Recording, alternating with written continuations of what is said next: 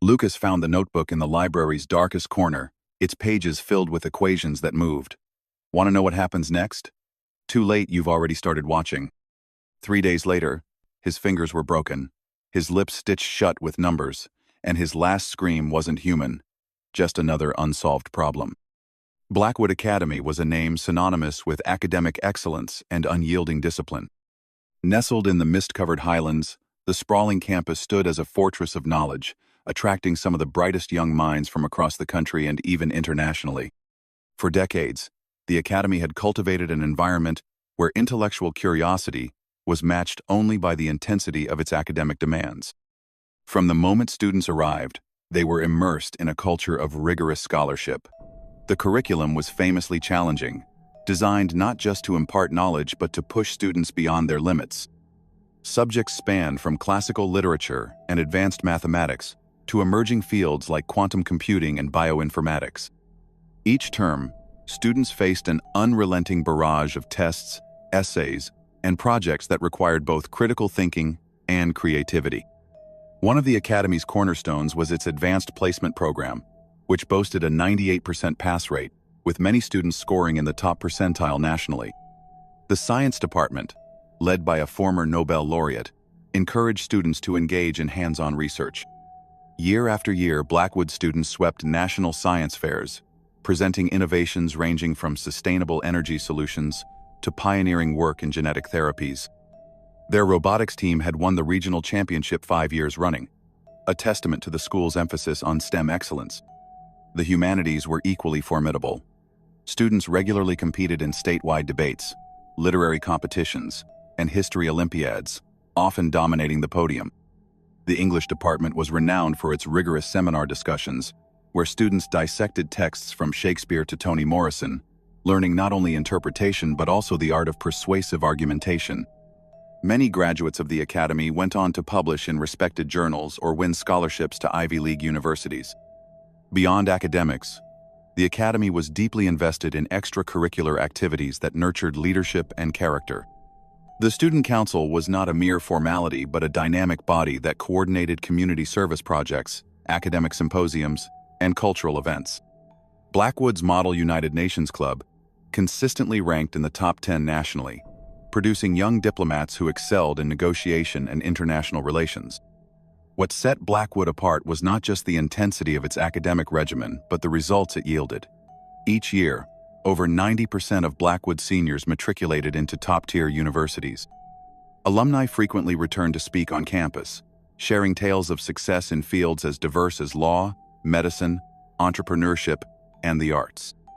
The Academy's reputation attracted scholarship offers and internship opportunities from prestigious organizations, ensuring that its students left not just educated but empowered. Amidst this environment of intellectual rigor and achievement, the Academy also cultivated a spirit of discovery and mystery. While classrooms buzzed with the energy of debate and experimentation, an air of secrecy lingered in certain corners of the sprawling estate. Most notably, the old library, a massive stone building at the heart of campus, stood as both a sanctuary for knowledge and a relic of a bygone era. The library itself was a treasure trove of rare manuscripts, first editions, and ancient tomes, carefully preserved and cataloged by the dedicated librarian staff. However, it was the restricted section accessible only to faculty and select students who earned special permission that whispered the most intriguing secrets. Hidden behind a heavy oak door, this section housed volumes so old and obscure that even seasoned scholars approached them with a mix of reverence and caution. Rumors among students suggested that these books contained knowledge far beyond standard academia texts on alchemy, forgotten philosophies, and cryptic manuscripts written in dead languages. No one was quite sure what truths lay buried in those dusty shelves. Some believed the restricted section was merely a safeguard for fragile materials.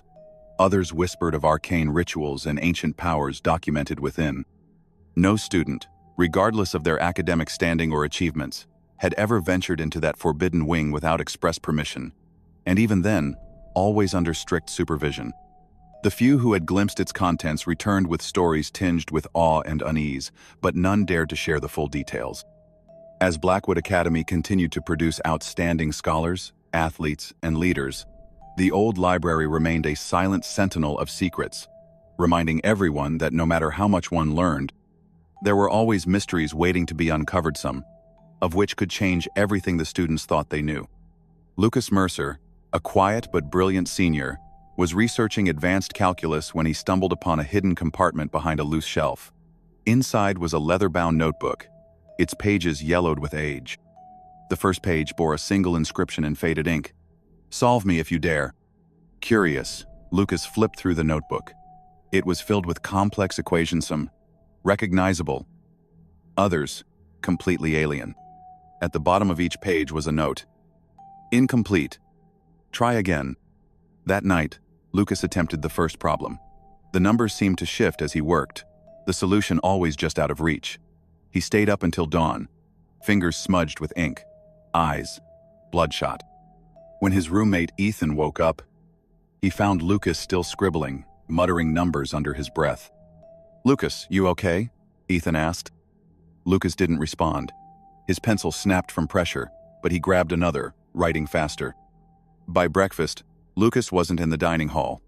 Ethan found him in the library, surrounded by papers, his hands trembling. "I'm so close," Lucas whispered. "Just one more try." Ethan didn't understand until he looked at the equations. The numbers seemed to move. Within days of discovering the notebook, Lucas began to unravel. Once a top student, bright and focused, he now stopped attending classes altogether.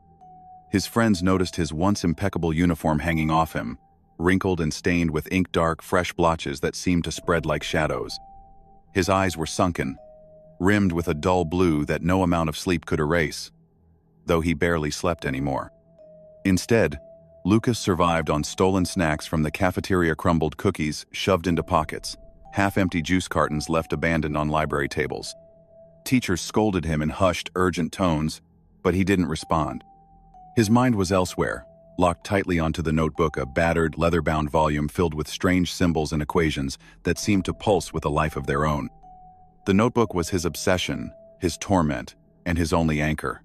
To Lucas, it whispered secrets no one else could hear, beckoning him deeper into a labyrinth of knowledge that defied reason. Worried, Ethan reached out to their mutual friend Mara, a math prodigy with a reputation for unraveling the toughest problems like they were simple puzzles. Mara was the kind of student who made numbers sing and dance through complex theorems with effortless grace. When Ethan showed her the notebook, she frowned immediately. "There's something wrong with this," she said, flipping through page after page.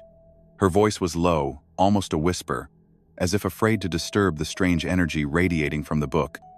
"These equations, they don't make sense. They're impossible.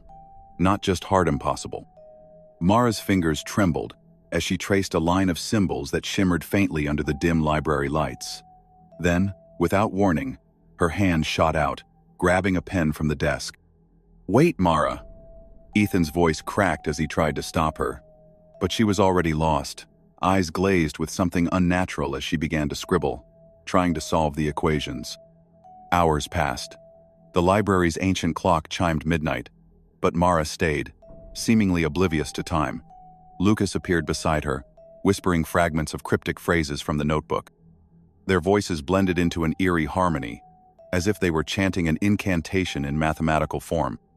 By the end of the week, the notebook had taken on a life of its own, and it wasn't just Lucas and Mara who were ensnared. 5 students were found huddled around the book in secret corners of the academy, scratching solutions feverishly not just on paper, but on walls, desks, even their own arms and legs, the ink staining their skin with strange, writhing patterns that seemed to shift when no one was looking. The school nurse's office became a hub of strange reports.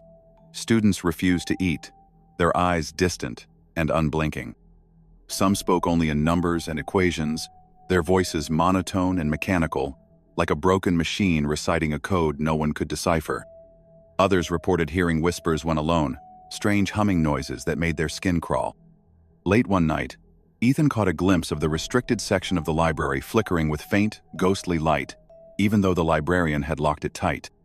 Shadows moved just beyond the glass, shapes too vague to identify, but their presence was undeniable.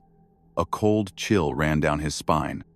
Headmaster Voss, a stern man known for his iron will, finally intervened. The notebook was confiscated and locked away in his office, hidden behind multiple vault-like doors. Yet, even as the book was sealed off, the damage was done. The students it had touched were changed, some whispering about patterns no one else could see, others staring blankly at nothing, lost to a world that no one else could reach. At night, strange noises echoed through the hall, slow murmurs that seemed to come from the walls themselves, soft scratching sounds as if something was trying to write on the plaster. Some students swore they saw fleeting figures in the moonlight, moving silently between classrooms and corridors, vanishing when approached. Ethan, Mara, and the others found themselves drawn together, bound by the shared experience of the notebook's strange power. They knew this was only the beginning.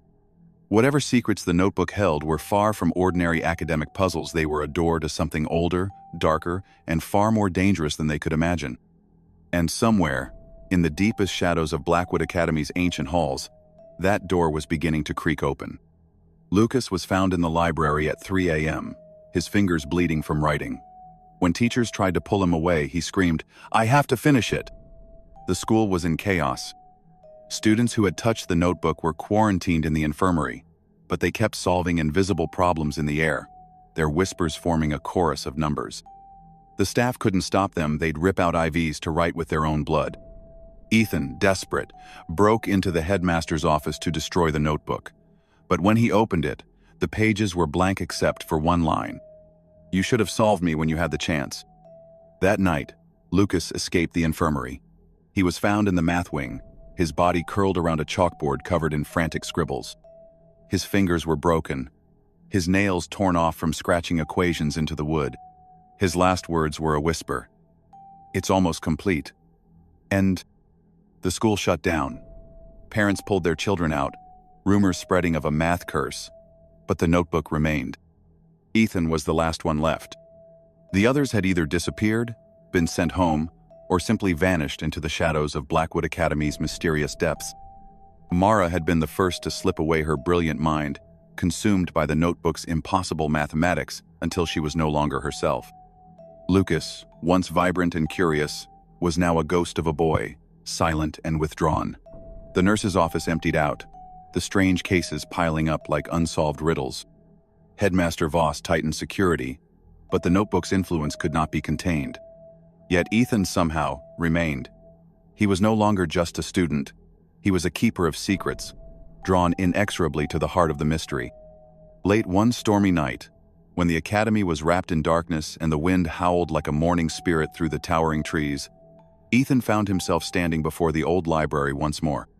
The massive oak doors groaned as he pushed them open, the scent of aged paper and dust thick in the air. He knew he shouldn't be here, he wasn't supposed to return. But something inside him refused to let go. He had to understand. The library was deserted, shadows pooling like ink in the corners. Ethan's footsteps echoed softly on the stone floor as he made his way to the restricted section. The heavy door, locked and sealed for weeks, now stood slightly ajar as if inviting him inside. Heart pounding, Ethan slipped through. There, on the ancient reading desk, lay the notebook, its leather cover, worn but strangely warm to the touch. With trembling hands, Ethan opened it once more.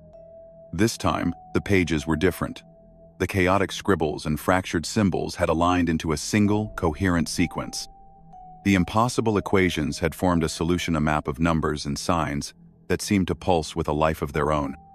Ethan's breath caught. He read the lines aloud, the words tasting strange on his tongue, as if conjuring something long dormant.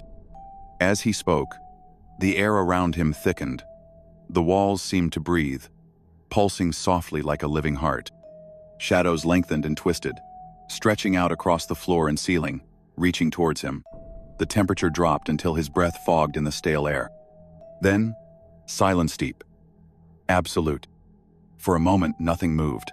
Then a low hum began, vibrating through the very stones beneath his feet, growing louder and more insistent. The notebook glowed faintly, a soft blue light spilling from its pages and casting eerie patterns on Ethan's face.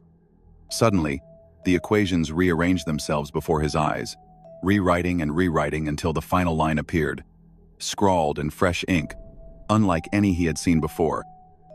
Finally, now we begin. Ethan's fingers froze on the page. The words felt like a key turning in a lock. awakening something ancient and unseen. Outside the library, the academy lay quiet, but beneath its foundations, a subtle tremor ran through the earth. Something had been waiting, hidden behind layers of knowledge and time, now stirred awake by the unlocking of the notebook's secret. Days later, when the cleanup crew arrived, the school was eerily empty.